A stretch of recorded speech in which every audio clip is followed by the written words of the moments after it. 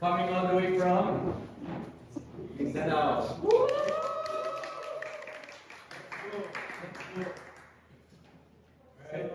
Time resides now. So I think from what you can see here in the screen, it represents a really common problem that everyone is experiencing. So do you have that moments where you want to try to remember something, but your memory just is crazy and you can't really remember that thing? So what I have in front of you is right now is Megamind. So from the word itself, Megamind. So it enhances, it appeals your mind by remembering everything. So how can it remember everything? So it captures the idea of the second brain. So as you all know, a second brain is an innovative application inspired by Tiago Forte's building a second brain methodology. It focuses on organizing and managing information to boost learning, productivity, and personal growth. So basically, what the second brain does is that it is a digital repository of your knowledge, notes, experiences, resources, or anything that you can store in a digital repository.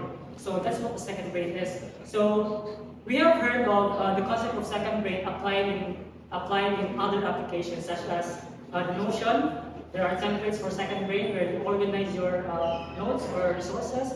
There's also the Obsidian, a note-taking app again, and of course you can also represent the typical note app of the iPhone as a second brain.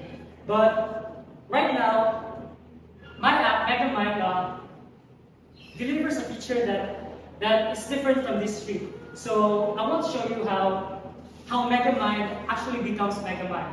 So it uses AI, it uses a GPT text-to-speech model, a whisper model, for translating speech to manuscripts. So what it does is that it records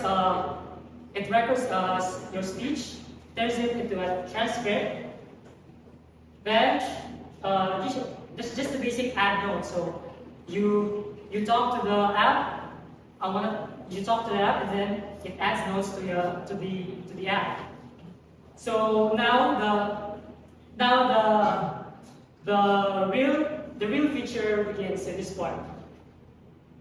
When you are using notes, you basically retrieve notes the normal way. Like you add notes, you write it, and then you retrieve it by looking at your notes, then maybe search for it. And I think for me that's the people using that it takes gradual effort, or it takes minimal effort, or maybe a lot of effort to find the notes what you're looking for. That you're looking for. So what this app does is that those apps are stored in a vector database. And when we say vector database, it's a database that you can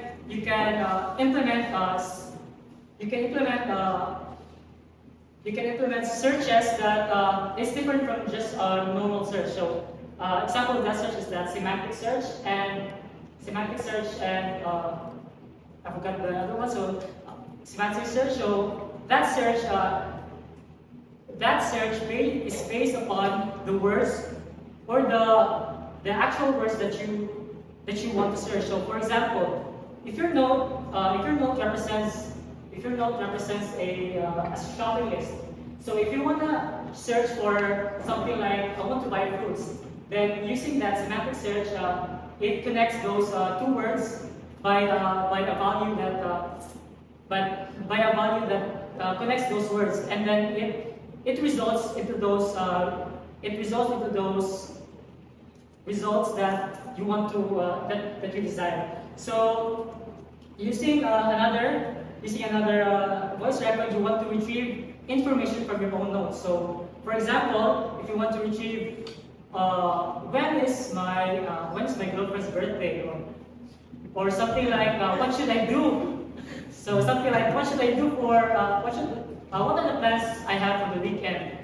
It can also be an experience like when you are traveling and you experience you went to a restaurant and you want to add I like the recipes here. I like the fried chicken in this restaurant. So you can just use that to add the notes, and then when you want to retrieve it, you can just ask again the app. You can just ask again, what restaurant was that again that where I like their chickens or I like their this specific recipe, or then what plans do I have for this weekend? So you just basically ask the app, and it retrieves the best or the nearest searches that you want to search for.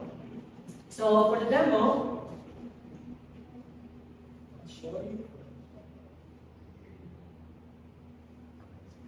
So this is basically a mobile app, but it's development and so before I started before I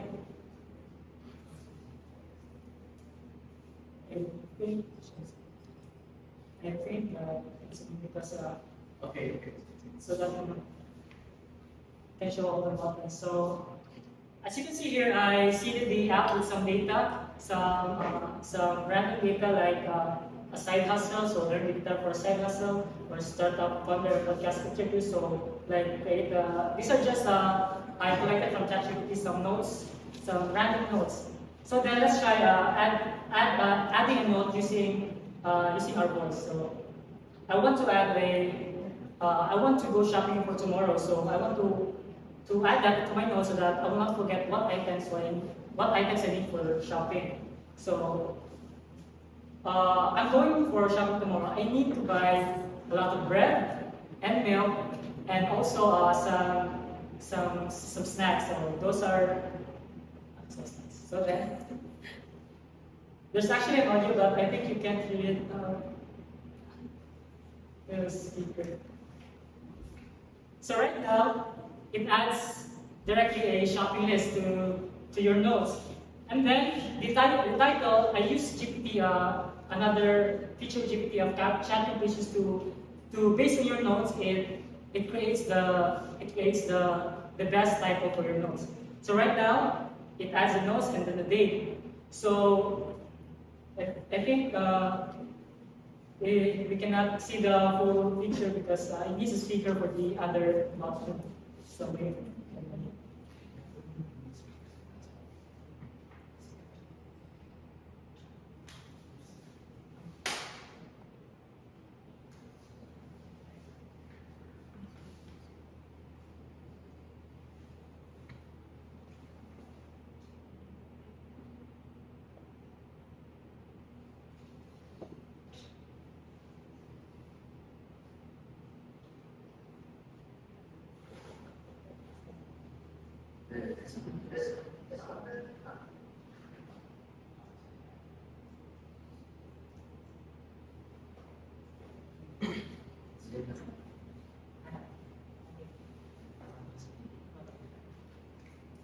So right now we have our notes down. So in order to fully utilize the app, so we now search for the app using our voice again. So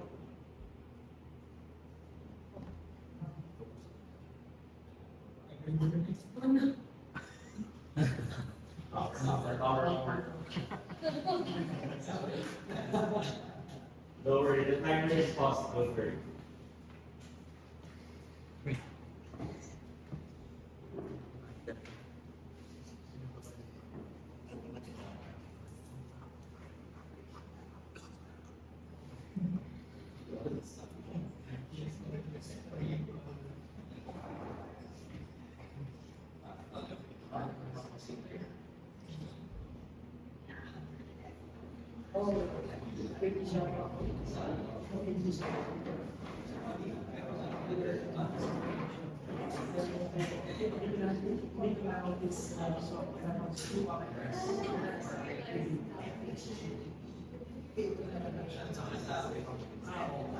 so the development server is still working.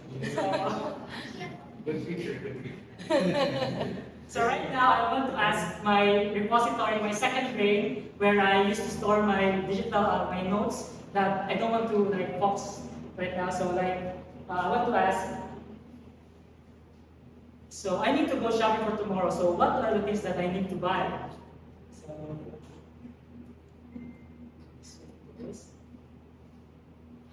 voice.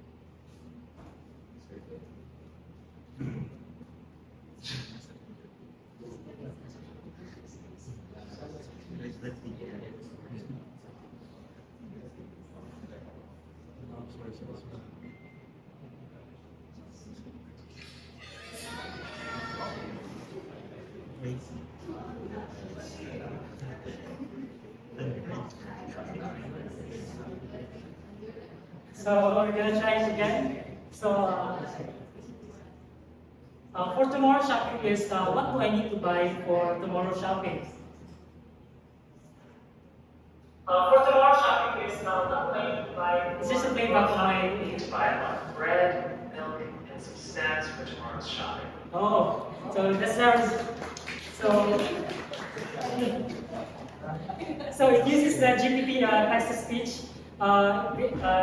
As you have heard the speech, it's high quality. So that's why it's high quality because it's ChatGPT. So what another feature of this is that it does not only retrieves one note. That does not only retrieve one note, but it retrieves the notes that are similar that is closest to what you are asking for the notes. So it uses from what I have said earlier, a vector database to retrieve all the nodes that's closest to your nodes, and it concatenates those nodes to produce a concatenated output to produce the best results from your prompt or from your query to your nodes. So then, yes.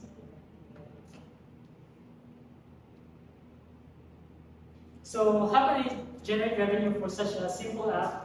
It's not just so simple, but it's a simple app that solves a simple problem. So for a subscription plan, I plan to use a monthly subscription of $9.99 per month and an approximate use of one query per hour. So that's 24 queries per day, and a free trial offer of 1 week that will be converted to require users to subscribe after the trial period ends. So I picked this strategy since a free trial gives the person the chance to experience what you have done. So to experience the feature of your app. So if they experience that app, there's some sort of conviction, some sort that we can convince the people to use that app. So where's Megamind heading? So where Megamind is heading? So for short term, it's just basically a personal second brain. So it's just basically a personal second brain. So it represents another entity of you, where you can ask information, where you can ask information of yourself.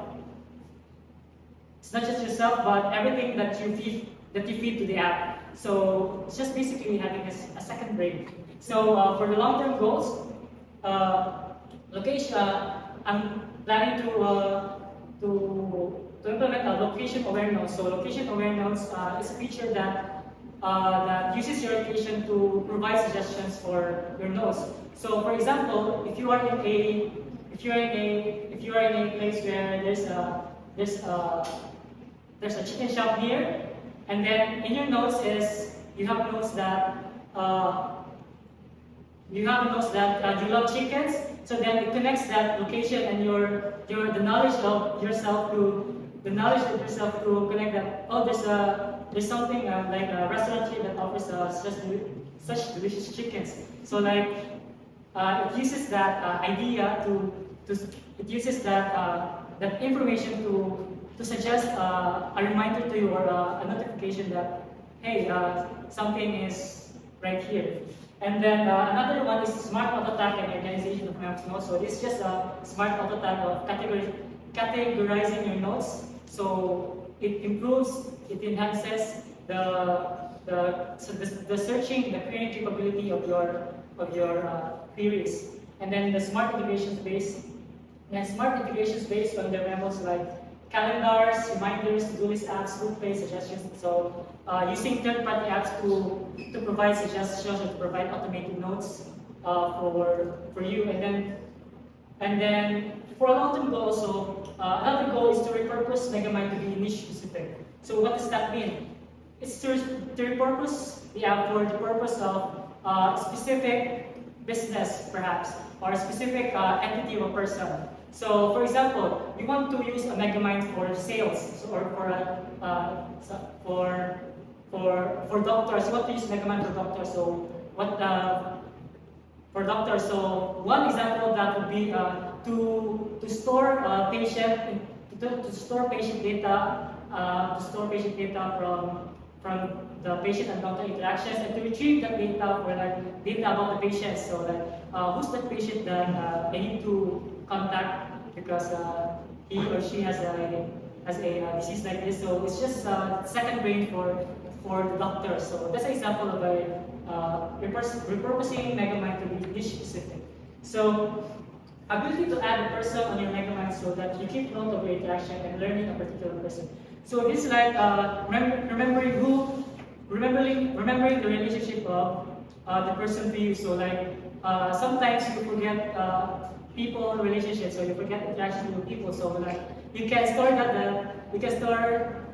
person, like this person is one that I have encountered at the hackathon, so I need this, so I can contact this one. So then when you meet or something like where you can ask your app to you can ask your app that do you know anyone that I can connect with to do something like this? So that's just another feature of ability to add a person. So that's just for the long-term goals and possibly what the second brain can do. And then so lastly, going to the future full of AI-enabled applications augmenting human intelligence with artificial intelligence. So this concept, as we all know, people are what you call it, afraid of AI replacing everything. But after all, we're still the ones we are still the ones who are making AI, and we are the ones who are creating the best capabilities of using AI by augmenting it with our human intelligence. So that's all for my which.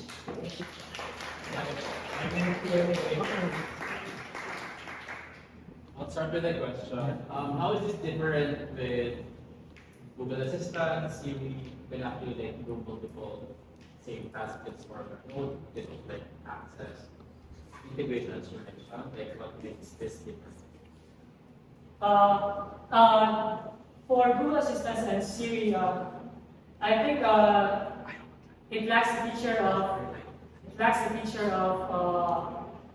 of something like a second brain, which something like it lacks the feature of a second brain that basically stores information about yourself. So for Siri and other Google Assistants, is from the word assistant, it's just an assistant that performs methods or just adds tasks for you and access.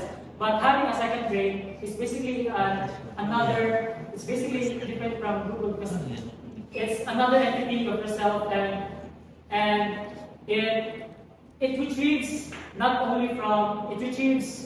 solely on what you have put into the data.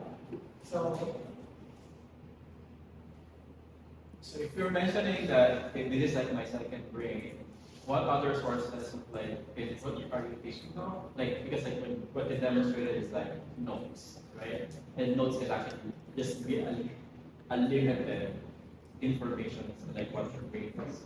So what other sources are you like looking at for me to like okay, let's create like a second brain besides notes over the I think the best possible resource are videos or documents.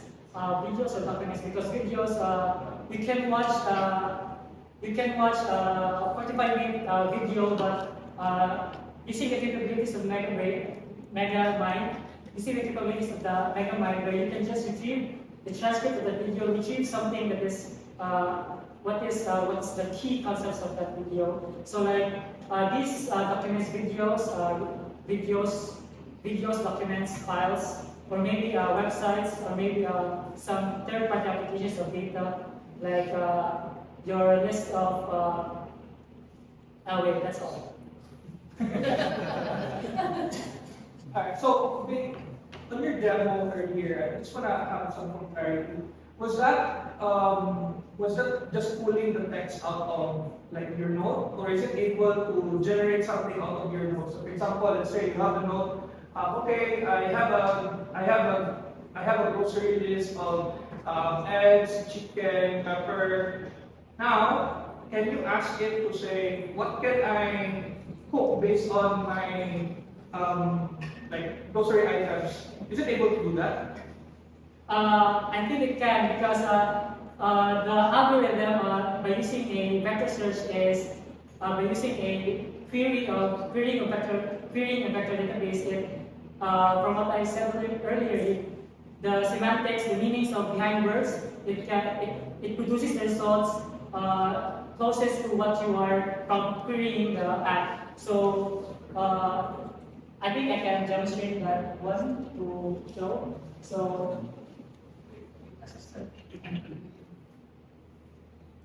So maybe I'll add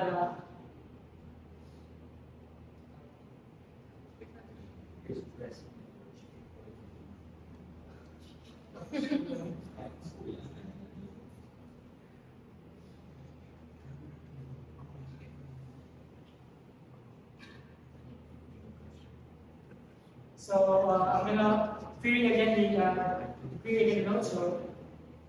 So based on the shopping list that I have for tomorrow, what recipes can I cook for lunch? So based on the shopping list that I have for tomorrow, what recipes can I cook for lunch? For lunch tomorrow, considering the items on your shopping list, you could prepare a delicious grilled cheese sandwich with a side of tomatoes. It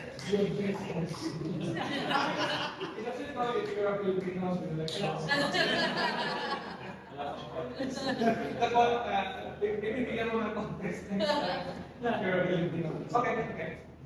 Last question. Who would be your first adopter of this app?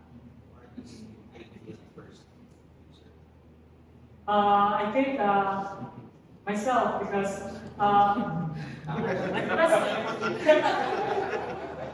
the best way to promote to others is that you prove to them that you yourself you have fully utilized this potential and convince them that it really benefits you and for So after yourself, which is After yourself.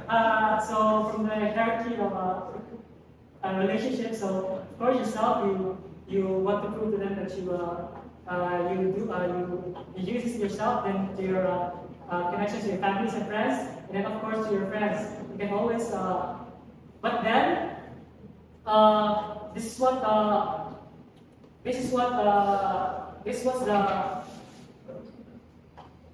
was the good thing about the app is that you can just market it. You can market it with some social media. You can market it through social media because like TikTok and some of that where they show videos of actually using the app. So when people find out something that is something amazing, so they really want to try that themselves. Like that's some way of reaching to other people. Okay, I'm just gonna put some more trust on the question of people. So, yes, your family, but I think let me reframe the question. What would be your first target users or target market for this one? Right? Like, is it gonna be the students? Is it gonna be like a salesperson? Is it gonna be just like what's the profile, like the persona of your targeting? For this two, since this app still have these features, I think the best way the best people to market this app is to the students. The students, because from what I have demonstrated notes, learnings, resources, and after all students, after all, bringing the app to the people of your same profile, and bringing the app to the same profile is much easier than those people that with higher or different background than you. Okay, thank you.